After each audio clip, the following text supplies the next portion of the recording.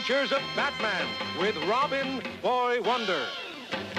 Batman and Robin, dynamic duo against crime and corruption, whose real identities as millionaire philanthropist Bruce Wayne and his young ward Dick Grayson are known only to Alfred, the faithful butler.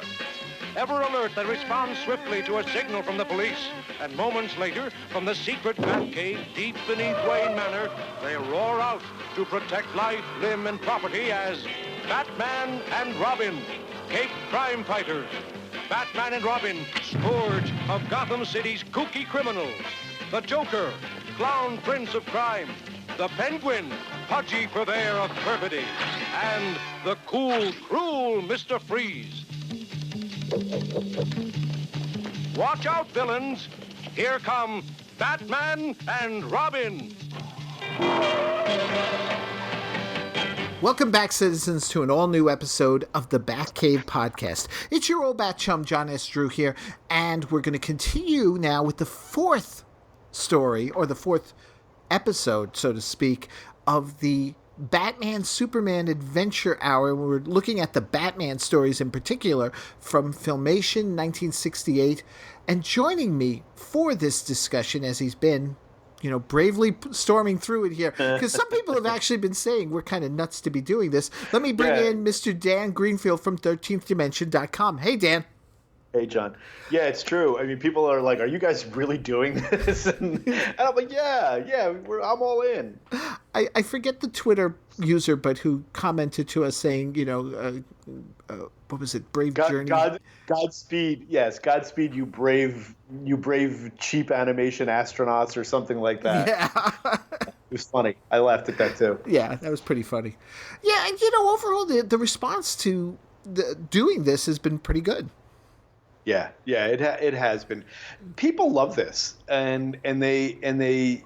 I mean, I know that the audience feedback has been strong, and the stuff that I've written at 13th Dimension about Filmation always gets people, reading and commenting, and I think it's one of those things. And I've not to belabor it, but I have mentioned it a few times.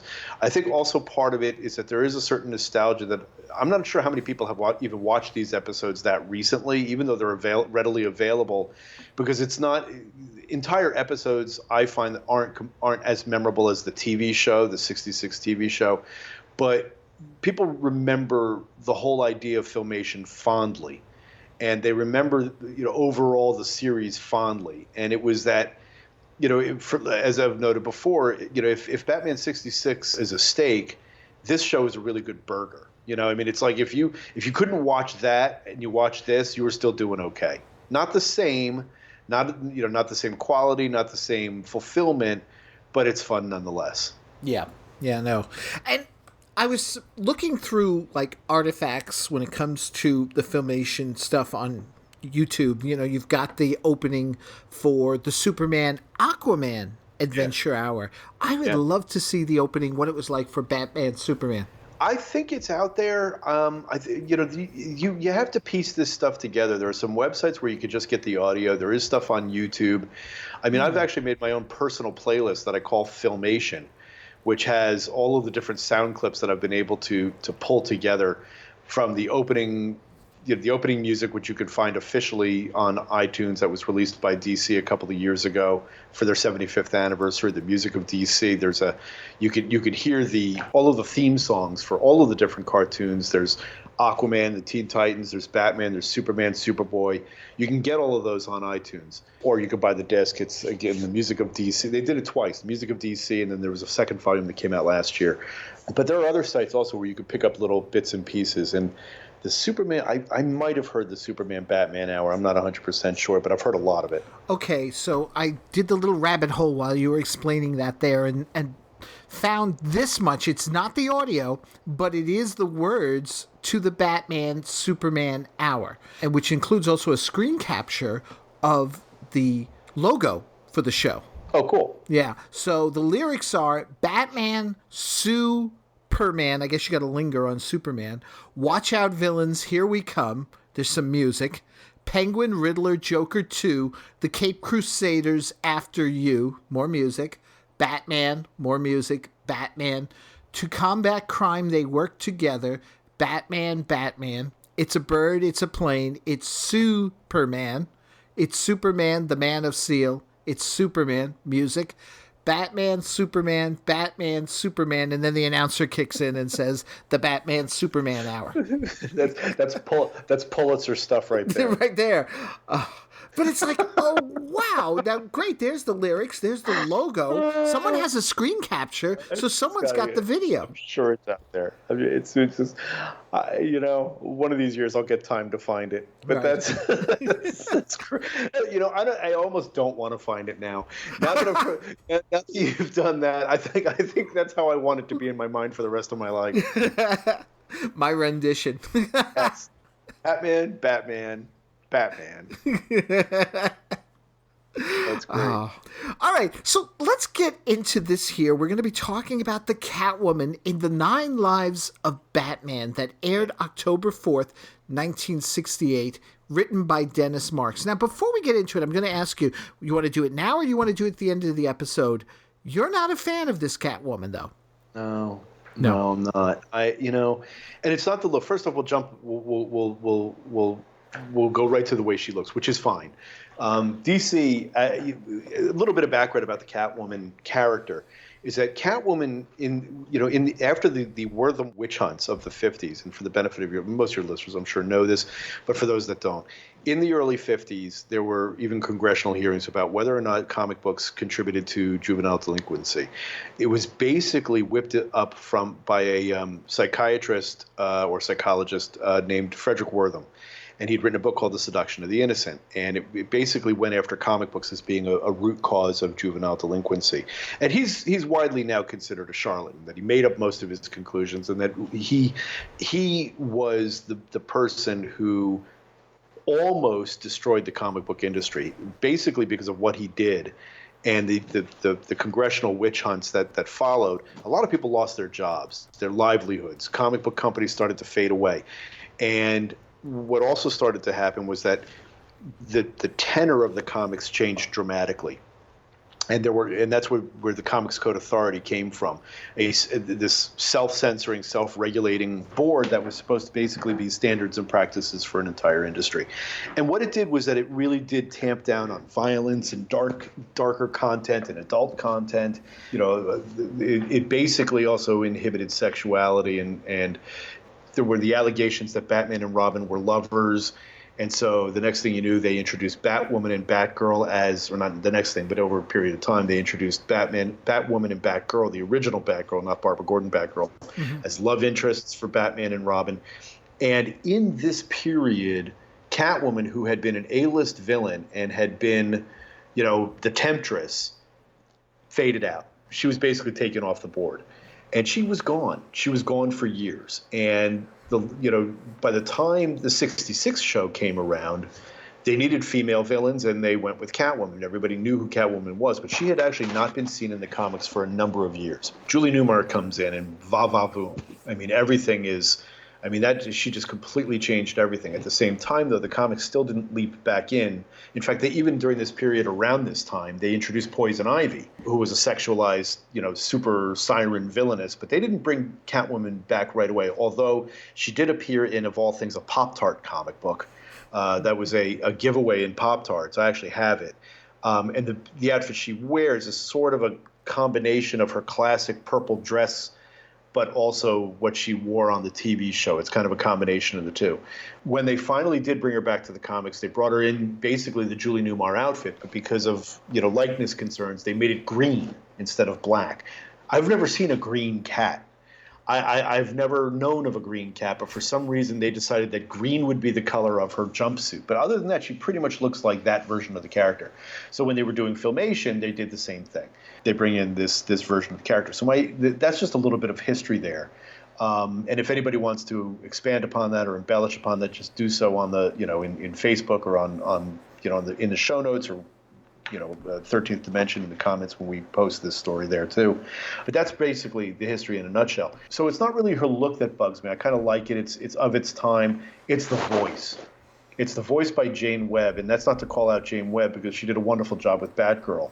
This was obviously a decision that was made, but whereas Catwoman, certainly by whether it was Julie Newmar, Lee Merriweather, and certainly Eartha Kitt, Yeah. Catwoman purred. Her voice was a purr. It was sexy. It was inviting. It was alluring. And I understand that this is a Saturday morning / Sunday morning cartoon TV show for kids, and you can't over-sexualize characters. I totally get that. But they make her screechy. Her voice is a screech. And there was another way. I mean, certainly 10 years later, or 8 to 10 years later, when they did the 1977 show, when they recast, I mean, I actually don't know who the actress was who did it on that show. Maybe it was Jane Webb all over again.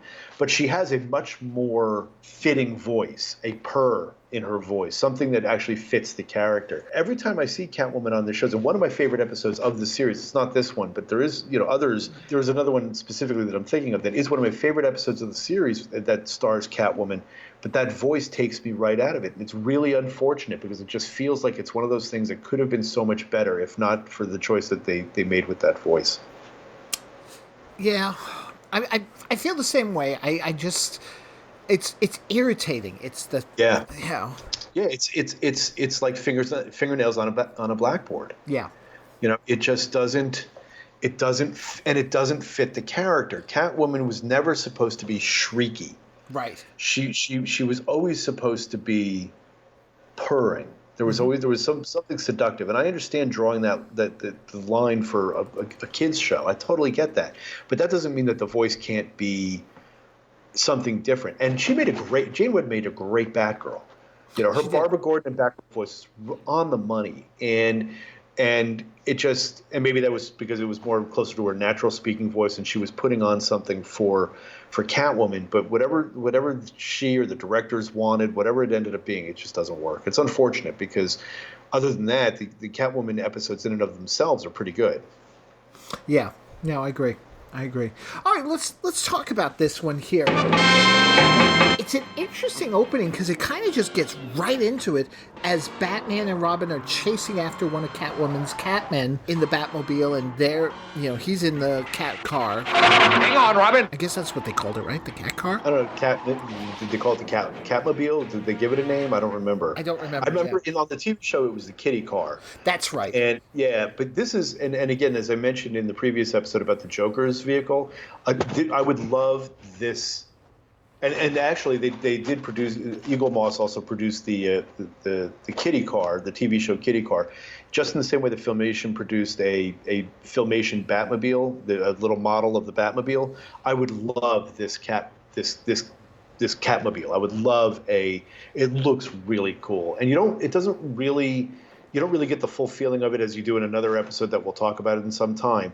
But this one, it's just really cool. It's a cool color, even though the green, it shouldn't be green. It's okay that it's green. The car could be green. But it's got that face that you kind of see. And I also like the henchman outfits. They wear little Catman outfits. I like that. Yeah. No, I did like that, yeah. So they're led down into an alley where they're caught in this trap that sends the Batmobile spinning into a building. I mean, the building opens up and they go inside. And then we get this elaborate, and I'm like thinking, this is really elaborate. I thought this was going to be a longer sequence, but it ends very quickly as it looks like they're on a roller coaster inside the building. It's great. I really like this. I really think this episode starts out really strongly. It does. And even the idea that the Batmobile could be taken off the road by this device is, and I've mentioned this before, this is something that you could do in animation that you can't really do in live action. So they're taking that extra step of something that feels over the top, and they're able to execute it. It's really good, and I like it a lot. Mm-hmm. I do too, and I love the ending, like of the chase itself as they're making their way and they come to a stop because they see the oncoming headlights moving towards them, and it turns out it's the reflection of their head beams. Right. It's a really cool opening. Yeah, no, it is. It is. The thing is, it's a cool opening. It's got a decent middle part for the first act, and then it's going to fall apart because what happens is we get, and it's right out of the 66 series, and I'm sure the comic book did something in a similar vein as well, where Batman and Robin are now facing 9 doors that they've got to figure out which one is the one that's going to get them free, but the other ones have all these traps. And Catwoman is making her proclamations from a cage she's hanging from. You caped crusaders have been my nemesis for too long, so you must cease to exist. I warn you, Catwoman, you're not playing with mice. I know. I am playing with the world's greatest escape artists. Therefore, I offer you a challenge. Since a cat has 9 lives, Batman, I have set 9 lethal traps, which I have spent years devising. I expect you to survive 1, 2, perhaps more. But I know you cannot survive them all. The mirror wall. Batarang. My friends, you cannot get out safely, except through one of those doors, the one which leads to freedom. Where'd she go? An old stage illusion, Robin. I'll explain it to you later. This speaks to me because on the 66 show, twice Batman and Robin were captured by Catwoman in similar fashion. Yes. In what I consider to be the best episode of Batman 66, or at least my favorite episode of 1966, which was Catwoman's first appearance, The Perfect Crime, Better Luck Next Time. Mm-hmm. The cliffhanger, if you remember, the last third of the first half of that episode is them in, captured by Catwoman, and the whole trap with Batman and Robin with the spikes in the wall and the pneumatic tube that sucks Robin away, and then and then we get to the 2 doors, the lady or the tiger, the lady or the tiger, and Catwoman, of course, taunting them from above. And then they kind of come back to that later on, where they have the one with the hot foot and they went back to that well. This is the same thing. I couldn't help but think when I watched this that the writers of the show thought this is what Catwoman does, and that they got it from the TV show, because that's basically this is a riff on that. They walk in, cat's got 9 lives, they got 9 doors, and if you pull on which one of these doors is going to set you free, the others it's instant death. And even with the first one where he opens up, a panther leaps out. Right. So I mean, you're getting all of that stuff. Catwoman from above having the time of her life, while Batman and Robin are struggling. Where it starts to go a little south is when she disappears out of thin air, or into thin air, and Robin's like, "Where did she go?" And Batman's like, "Oh, it's an old parlor trick. I'll explain later." I don't think he ever explains it. No, he doesn't. Think he ever does. Yeah, which is just and that they do that on this show, where they say, "I'll explain it another time." Yes. So they're counting on the kids not to remember the fact that they just basically pulled a fast one that they had no intention of giving a payoff to. That happens here, but still, when you're watching them figure out which doors are which, and they open the door and an arrow flies out or a spear flies out, they bring Catwoman down to their level, and they put her into the jeopardy also with them. All of that's great. Mm-hmm. I think that is a really well done and well executed sequence that is worthy of the 66 TV show, and entertaining in its own right. I agree, except for one thing. Then it's from that point on, because when they get Catwoman down there with them, because she was in the cage the whole time, they use the cage to capture the Panther, and which again is not really explained. No, but again, you know what? It didn't bother me as much as it did with, like, the Riddler in the 3rd season episode, when suddenly Batman's like, it's an old trick of his. Now you see him, now you don't. What? Right. Right. That bothered me. That bothered me. Yeah. This didn't. I was fine with it. Maybe it's because it's the cartoon setting. I don't know. But what got me was, I was like, okay, you've set all this up. We still have X number of doors. And Catwoman won't explain it at first, and then she quickly gives in when they spring the spear trap.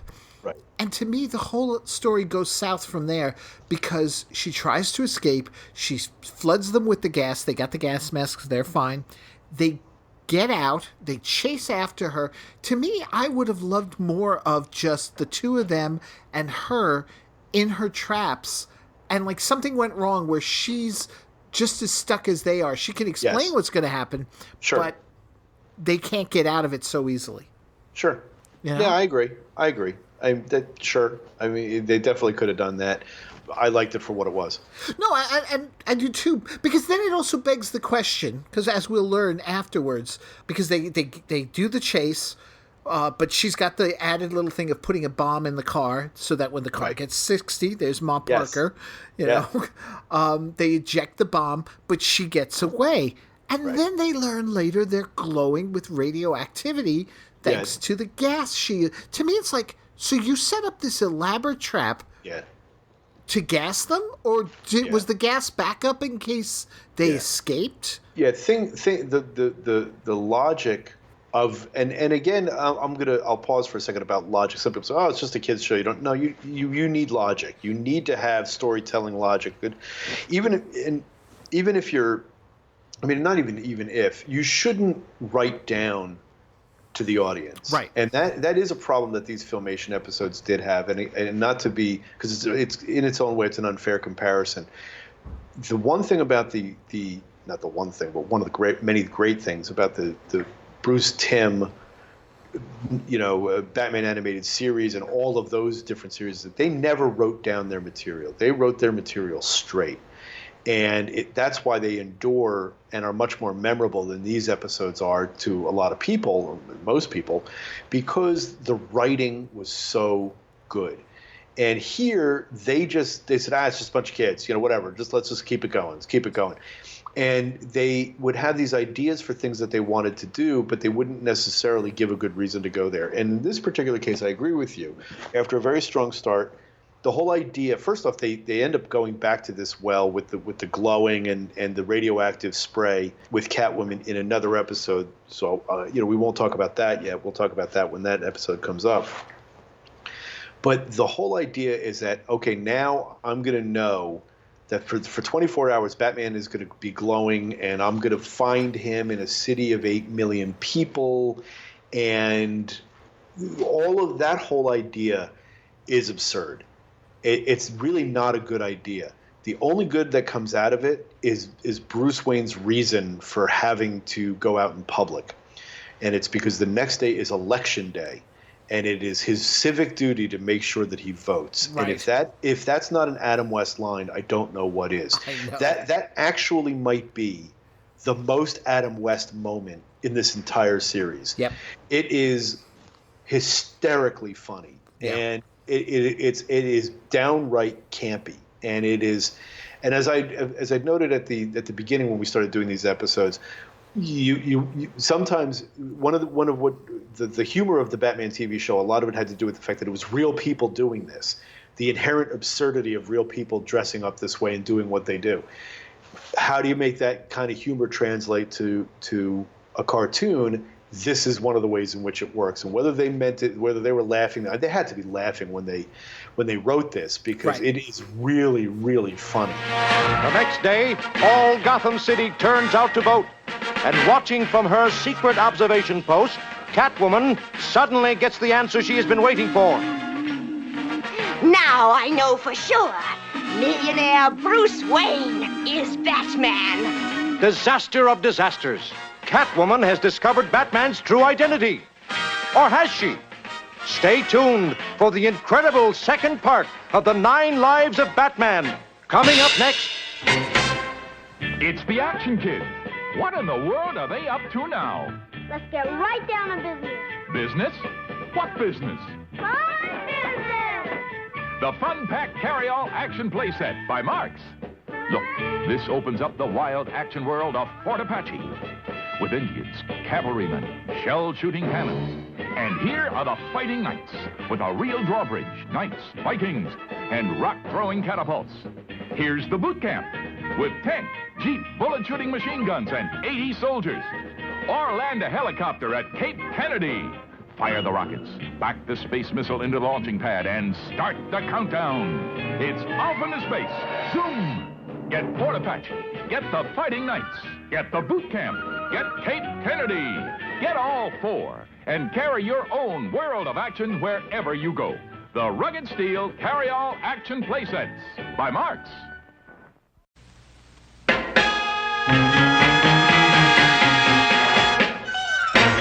By now, Batman and Robin, You know that the gas in the tunnel was radioactive. Your bodies will glow, shine like beacons for 24 hours. When you appeared in public in your secret identities, I will know who you are. Your careers as crime fighters will be over. Having perpetrated her perfidious ploy, Catwoman waits smugly for the Caped Crusader to reveal his true identity. Millionaire Bruce Wayne. He must be Batman. But can you be sure, Catwoman? Isn't that Commissioner Gordon glowing too? And Chief O'Hara? Wow! Batman tricked me. Commissioner, why do you suppose Batman asked you to have Mr. Wayne and the rest of us sprayed with this awful glowing chemical? Beats me, Chief O'Hara. But one doesn't question the Caped Crusader when he makes a request, does one? The only problem is the only other people who are irradiated are Bruce Wayne, Commissioner Gordon, Chief O'Hara. Right. She can't figure out which one of those three might be Batman. Yeah. I mean, I got to tell you, that's not hard. Yeah. And that was the part where it bugged me. I was like, you're not really seeing through the gag. You're not really seeing through this. You're not confusing Catwoman enough. And I think it's writing down to the viewer. Yeah, no, I agree. I was thinking that. I was like, even just a couple of people walking in. Yeah, even if somehow he'd managed to get the entire board of Wayne, if he'd gotten an entire room, or if he'd gotten an entire stadium full of people because he irradiated a stadium, which is funny and it's yeah, I want to expose everyone to radiation to save myself, but they'd go for it. Yeah, right. They would. Yeah, in this universe, they certainly would, willingly. This is where it loses something. The only thing that does come out of it is that when Batman gets out of a jam and she even makes some side comment where she's like, he's got everything in that belt of his, which is also another sop to kind of that how ridiculous is Batman that he's always prepared.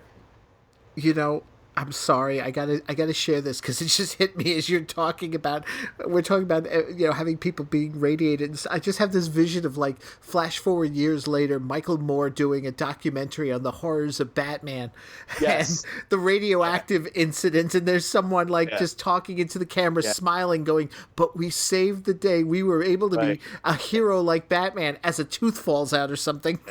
Batman and me. Yeah. Oh my God. So, like you said, she, her whole scheme is foiled because she can't seem to tell if it's Gordon or O'Hara or Bruce Wayne. It's just, yeah. Yeah. Yeah. But meanwhile, we got Robin, who, is keeping an eye on things in the Batmobile, and he spots Catwoman, so he pursues after her, and he sends Bruce a signal, which she then jams. Yeah. Yeah. So he tracks her to Miss Kitty's woolen mill. Yep. And he's captured with, and again, it's so well done, but it's, because you always point out how we never see the punch connect, but this is the closest thing to somebody hitting Robin and actually seeing the physical connection. It looks, yes, they went right up to the line. Yeah. They did. Yeah. And again, to remind your listeners, in case they're jumping in on this episode, at the time, they were very careful about how they showed violence on these cartoons. So usually you would see the punch thrown often to the screen, that pow right at the screen, and then you'd see someone flying. Here, it really does look like they snuck one in, where you actually see them punch somebody out. Yeah. Catwoman has the signal then started to lure Batman in, and Batman makes his way there with the Batcopter. I love, again, and this is another one of these great ones, as he comes in and it's dark and we just see the shadows in his silhouette. Yeah. In the dark. Yeah, it's cool. Yeah. Robin is caught in this water trap as it's being filled up. He can't get him out because the water's also rigged with wiring. If, Batman should make the wires disconnect and stuff, it'll all explode, I guess. But he gets him out with the bat pulley. Yeah, the bat pulley. He carries a hardware store in that belt of his. Release the ring of fire! Boy, wait till I get that Catwoman. Easy, chum. Let's keep our cool. That's going to be hard to do, Batman. Look!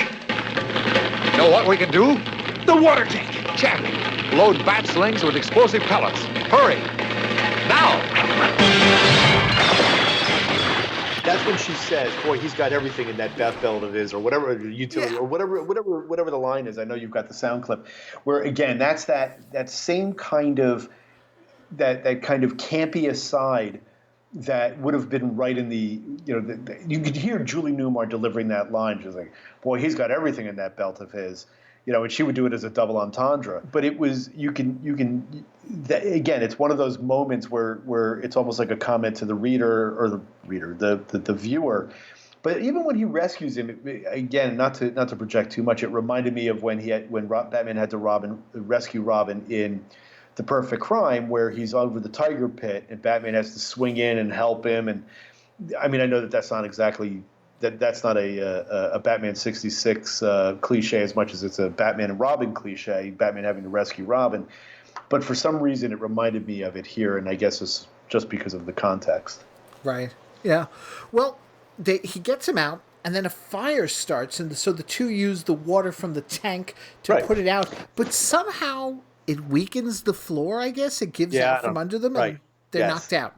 Yeah. Yeah. Yeah, I can't explain it. And I got nothing. You got nothing. And then it's like, okay, I've got them again. Let me throw them into quicksand. Yeah. Yeah. I mean, it's the kitchen sink. Yes. I mean, one thing after another, which in and of itself is actually entertaining. I mean, it does make you roll your eyes, but you're like, okay, let's keep going. Yeah. And just like in the John Aston Riddler episode, they use the heel jets. Yes. Yeah, I love the heel jets. That's one of my favorites. I love it in the John Aston episode because it's out of a birthday cake. But I do love the heel jets. Also mentioning quicksand, which always is funny, is that, and I'm not the first one to note this, but as a kid, wasn't that one of your biggest fears? Oh, sure. If you were playing in the woods, that somehow you would come upon quicksand, because it was used so much as a trap or the idea that quicksand was just everywhere. Oh yeah, I love yeah. So there you go. No, that was one of those 70s tropes like dune buggies or Yeah, it's just right. Exactly, dune buggies. Yes, but that was a good go-to trap for anything. It's I'm stuck in quicksand. Yeah. So they escape. They track the gang to a department store that they're robbing. Get them! A bat fight breaks out. Watch out, Batman! I hate to cast pearls before swine, but...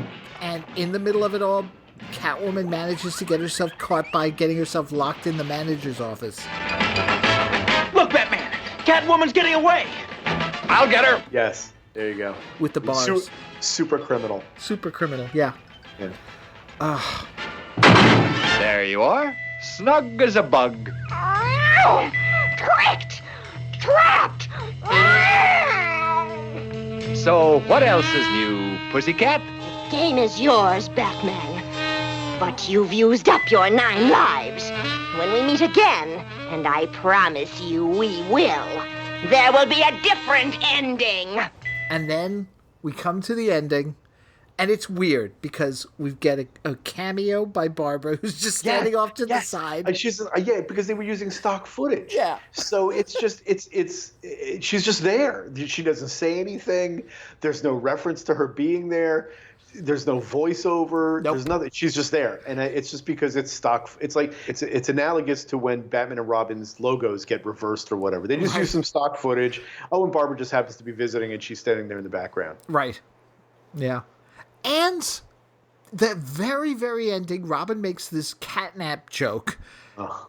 And there's these weird fades as they're showing them laughing. They fade to Robin, fade to Batman, as they're laughing about his joke. It's so true. I mean, we mentioned in a previous episode how they always end up laughing at the end of if they're not, they taunt the villain and then they laugh about it. There's a bunch of balls. And they do it here, and it goes on for an uncomfortably long time. Yes. And I know I've mentioned it before, the Batman Brave and the Bold episode where they knock off Batman and Robin meet Scooby-Doo. In that same episode, they did the Batmanga or Batmanga animation.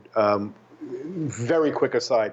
There's a sequence where they animate some old Batman manga from the 60s that was based on an American comic at the time, Batman versus Deathman, which became Lord Deathman when he went to Japan. Anyway, when they animated that sequence, at the end, Batman and Robin laugh, and it goes on forever. And it's definitely a sop to this kind of thing, if not this specific episode, but them laughing at the end, but they just keep laughing and laughing and laughing. It's like until it's like really uncomfortable. And it happens here too. It's like, why is this going on so long? I'm sorry. It cracks me up when I think about it because it is like, it is really awkward. Yeah, no, I agree. So, okay, you like this better than I did. Yeah, it's fun because the difference is I'm much more forgiving with absurd logic than you are. You are definitely more the stickler, and which is cool because you're right actually in terms of the logic of storytelling, as I noted earlier, really should take hold. But I take these things in the context in which they were created, and so I'm much more forgiving when it comes to this kind of stuff because it just is what it is. And so on the whole, I found it to be, despite the shortcomings that we've discussed, I find it an overall an entertaining episode. There's a lot going for it. All right, so let's look at the second one, the one-parter, which I'll say I did like the Catwoman one better than this one, but you got excited at the end of last week when we were talking about the possibility. Only because this is a completely unhinged, stupid story. Okay, all right. It's not good. It's not good at all. The only thing that's good about it is the idea. Again, it's playing off the notion that the villains don't just have to have. They're not just gimmicks in and of themselves. When they have thematic crime waves, it may have nothing to do with the fact that he's the Joker. You know, it's not like everything is a playing card this or a playing card that or an old joke this or an old joke that. In this case, it's like, okay, it's good. It's now Pirate Joker. So, and you would see that on the TV show too. The crime wave itself would have its own theme, and that's what happens here. The Joker is going to steal treasure on Skull Island, by the way, which is great. I didn't know Skull Island was that close to Gotham City, so you expected King Kong to come, climbing out of the surf too. But the basic idea that the Joker wants to make a pirate movie, I guess. But I'll let you take over on the recap here. The Gotham City Library, where Batgirl, in her guise as plain Bab Gordon, is librarian. Oh, no, not him again.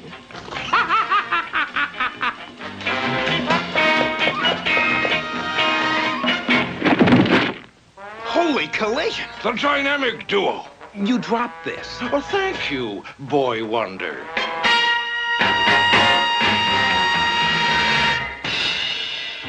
The way they've got the whole thing set up, because he goes running out with the book, you thought he stole it, but we find out that he's actually been borrowing these books on pirate lore. Yeah, because I love the idea of the Joker having a library card. Him, and even she's like annoyed. Like he's that guy who keeps showing up at the library. Yes. It's him again. It's like, again, this idea. I mean, and I always liked it on the TV on the 60s. I call it the TV show. They're both TV shows. The 66 show, whenever the villains would show up at the library as a way of introducing Barbara into the story. But again, this idea that yes, the Joker has been. I don't know how he applies for a library card, but he gets one, I guess, and he's been taking out books about pirate lore. It's so dumb. It's so dumb, and also then we see one of the dumbest things here is Batman's like, oh, maybe he's just trying to improve his mind. Yes. It is so. This is, I mean, again, if anybody had any idea that these guys hadn't watched the show and weren't taking their cues from the 66 show, they haven't been paying attention. Because that's all this is. This is, I mean, even the comics, and I'll go back to, and forth about, a lot of the things that we have talked about over these 4 episodes are things that we say, oh, that's very much like the TV show. And there are probably listeners who are saying, no, it was like that in the comics too. Yes, of course. But the translation of one show to another show is so obvious that even Scheimer in the book does mention, that they did take cues from the TV show by having cliffhangers and whatever. And I know that that's all in the comics too. But there's a tonal difference. There is a specificity of the gags that are much more in line with what was going on in the TV show than what was going on in the comic books at the time. And even the comic books on the time, again, as a quick aside, the 66 show was not so much based on the comic books that were being produced at the time of the TV show was being started, but ones from a few years before that. Because in 1964, they were trying to make Batman a little bit more serious or a little bit more in the real world. And it was when the TV show became so successful, then the comics then became more campy. By the end of the TV show, they really started to dial it back and bring Batman back to his roots. And the Batman that we know today from television and film and comics today, The Dark Knight Returns and all of that stuff, its roots really were sown, or I'm mixing metaphors here, the seeds were sown right at the end of the Batman TV show when DC Comics, first by Neil Adams and other writers and artists, started to draw Batman to bring him back into the idea of this being the creature of the night. So even by the time that the Filmation cartoons were being produced, the comic books were starting slowly but surely to head back in the other direction. This cartoon really was clearly taking its cues from the 1966 show, and this single segment, which defies so many bits of logic, really is clearly influenced by the 66 show. Yeah. No, it definitely is, and it clearly comes across as a Batgirl episode in many respects. Yep. Yeah. Because Barbara decides to go investigate as Batgirl. She finds that Joker has a pirate ship, and he's making a movie, but there's no film in the camera. No, the whole thing is just a big sham. It's a big sham, and she's captured by Joker's men. They keep her in the brig, so she sends out an SOS via her Batbuckle to the Batcave. SOS from Batgirl. Plot it, chum. Roger. It's coming from Skull Island. To the Batboat. Fast. At this moment, in the Joker's ship's brig, Batgirl finds she can reach the Jolly Joker ensign and cleverly turns it upside down. Look, on that old pirate ship. An upside-down flag. It's the international distress signal. Let's go, Robin. I liked all that, the ship in distress and all that. Yeah, the international sign of distress, which I also appreciated, because it wasn't enough that a flag with the Joker's face on it wasn't enough of a tip-off. Right. That wasn't the tip-off. It was that it was upside down. That was the tip-off that was the Joker's galleon. Yeah, no, exactly. Yeah, I did like that. So they quickly jump in. Repel boarders! They attack, but they're also quickly captured. Avast, swabs! I'll torpedo those two. That hook's out.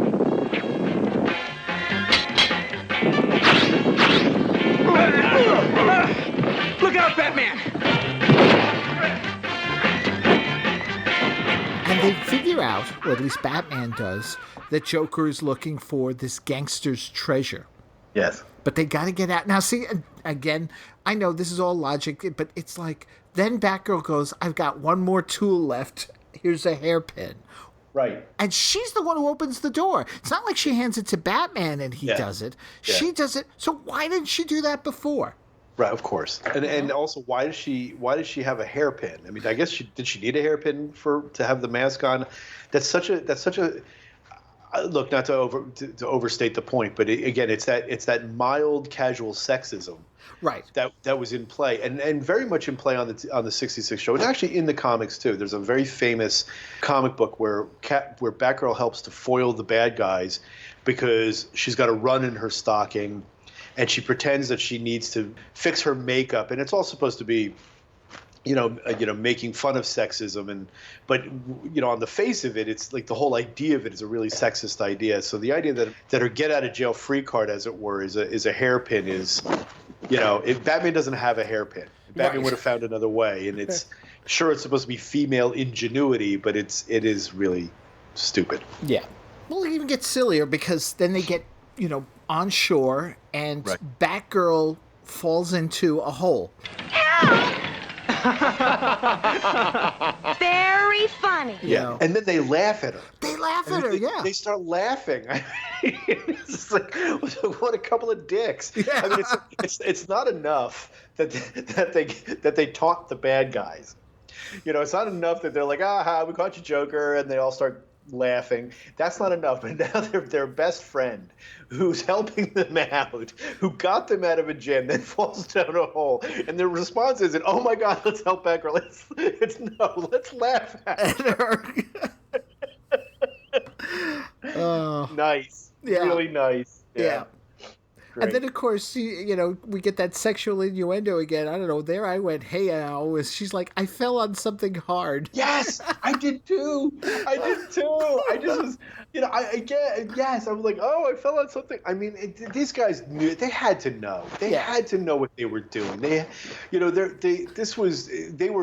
wrote it. I forget who wrote this particular episode. It was definitely was. Come on, you're not. These are a bunch of guys who are writing these things, and in that time, cigar chomping guys. I'm going to make a Batgirl joke here. I fell on something hard. The kids won't get that one. 50 years later, we're watching this. We're both around 50 ourselves, and we get the joke. Yeah, right. And we're giggling like high school kids. Like little boys. Yeah, giggling like 8th graders. Yeah. Yeah. So anyway. And what she fell on was the treasure chest, and inside there's all that money. But what Batman does is, to the confusion of Robin. I'm sorry? Everybody. The confusion of everybody. To the confusion of everybody, yeah. Is that, he takes all the money out, and he tells Batgirl, get in the trunk, while he sends Robin off to distract Joker. Right, which, again, why? And also, not only that, but I like the animation of him throwing the money away. It's just a hand, because you've got the Batman's, his kind of his chest and head, the head and shoulders shot, and the hand on the screen just throwing the money away. And it is such an absurd image, that he's just, and it's like, what is he doing? And anyway. No, exactly. It's all absurd, but... Because when you consider the fact that if Joker and them were coming back to get the chest anyway, why not just get the jump on them then? But no, instead we got to carry the chest back. We've got, all right, this is cool. We got then Batman and Robin approaching the boat in the Batboat. How did it go? Great. Hang on. Now to open a chest and get the goodies. Batboat to starboard! The blasted dynamic dodos! Batgirl! Shiver your timbers and raise your hands, Joker. Unlimber the cannon!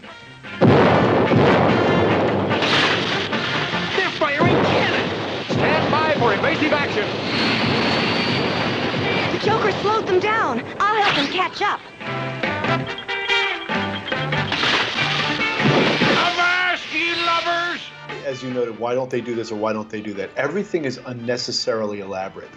And this goes throughout the entire series, and that was always part of the joke in Batman 66. The unnecessary elaborateness of it all. Nobody, or I can't say nobody, but few people just take out a gun and shoot Batman. I must escape! Looks like Long John Joker struck his colors. You won, Batman. But the loot, where is it? Gone were the island winds, Joker. But that was a fortune in greenbacks. And all counterfeit. The Krink's car that Big Arnie heisted was a decoy. And left the map for suckers? What's that hyena laughing at now? Just this, Batgirl. You can't jail me for looking for phony money I never really found. No, but the laugh's on you, Joker. I'm locking you up for making a movie without a permit. What? You can't do that to me! Or try to. guns are rarely seen. Everything is the Rube Goldberg device ideas, where just like this really elaborate way of accomplishing a very simple thing. And they do this, and part of it is because they're stretching out the episodes in the cartoon. Part of it is also because they just want to do set pieces. They want to let's get from point A to point B, and let's not give too much detail in between because we just want to get to point B. Right. Yeah. Exactly. So, a bat fight breaks out when Batgirl gets out of the chest and Batman and Robin board the ship and such. And, it's like, I don't know. They capture him. Yeah. And they just happen to get there was also like the 50 million cannonballs. They show like the pile of like 6, and then the next thing you know, there's like 50 of them come flying by the screen, and they hobble everyone, and ultimately because of a great shot, the yardarm comes down, and the flag comes draping over Joker. Again, wah wah. There's the Joker's pirate flag over his body, and he's captured. And case closed. Exactly. Case closed, and we get the wah wah ending too, because it's like, it was fake money, so you can't hold Joker for. Although, never mind the fact that he was holding the 3 of them prisoner. They don't bring that up at all. Gordon's plan is, I'm going to hold you on shooting a movie without a license. Yes, which of course would never get overturned on appeal. Because that's if that's not cruel and unusual punishment. I mean, here's the Joker. Obviously enough of an upstanding citizen that he's got a library card and goes to the library to take things out. I don't think you're going to get the charges. If you're not going to charge him with kidnapping, if you're not going to charge him with assault, if you're not going to charge him with conspiracy, if you're only going to charge him with filming without a license, then I mean, it's no wonder these criminals get out of jail as often as they do on this show. It's because every judge probably because there's no probable cause. They half the time they're being arrested for crimes that haven't happened. So there you go. I think that the appeal rate in Gotham City, I think, is extremely high. Yeah. if this is any indication. I don't know. For me, I know you say there's a lot of we did.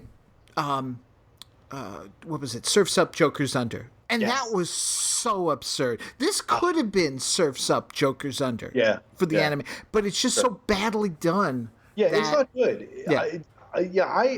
Sometimes something is so bad it's good. Sometimes something is so bad it's bad. And I kind of lean toward going, and not to knock it because I'm sure there are people who listen to this who love it, but that's my issue with the 1977 Filmation, is that because of Batmite it's so bad it's bad. I can't watch it, and I want to try again, but I've not had really any success. This stuff to me is so bad it's good that for the most part, unlike the last episode where we talked about the Penguin one-parter where it just didn't work, this I think at least it works on the schlock value. There are so many absurd things. There are so many off the wall things that happen that I'm at least entertained, even though it's really kind of crappy. But again, it also makes me wonder: is it the finite 8 minutes that makes it that really emphasizes the lack of logic in some of these things, because they're trying to squeeze so much action into one 8 minute segment, right? That it feels to me that there is a theme that's developing, that these single segments aren't quite as up to snuff as the two-parters because there's not enough time to air out the storytelling. And it makes me wonder either whether they were conceived as two-parters and they had to squeeze them, or whether they just kind of were tap, tap, tap, tap, tap, tap, tap, let's just get this done, let's get this done. No talking, let's just get from one place to the next, and logic be damned. But it does seem that the two-parters, even though they can sometimes feel a little padded, on the whole, are more successful than the single segment episodes. Yeah, I would agree on that. Yeah. So, all right, before we wrap up this show, Dan, what's happening over at 13thdimension.com?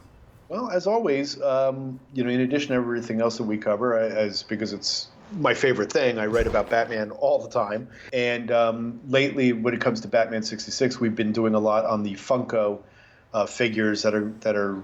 By the time you your listeners hear this episode, they're going to be pretty close to release, the first wave. But we've been doing a lot of behind-the-scenes stuff with that. So if you're interested in this whole world, whether it be Batman 66 or retro Batman, we've got a lot going on with that. Plus, we always do our usual, comic book previews for Batman 66 and interviews, and there's always something Batman 66 that you can find at our website. So I highly encourage people to come check us out. Plus the other stuff that we've got going on as well, that whether it's retro stuff or modern stuff, come check us out.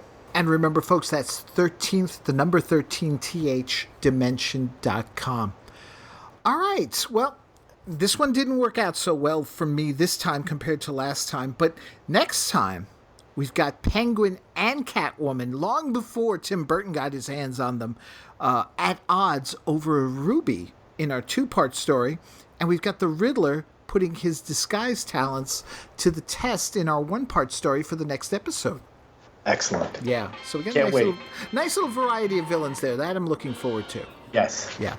So until next time, folks, thank you so much for listening. Once again, citizens, Dan, take care, everybody. Thanks, John.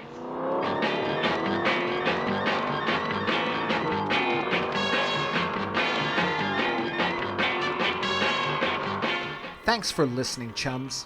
I don't have a bat phone, but you can contact the Batcave Podcast through its Facebook page, Twitter, email at thebatcavepodcast@gmail.com.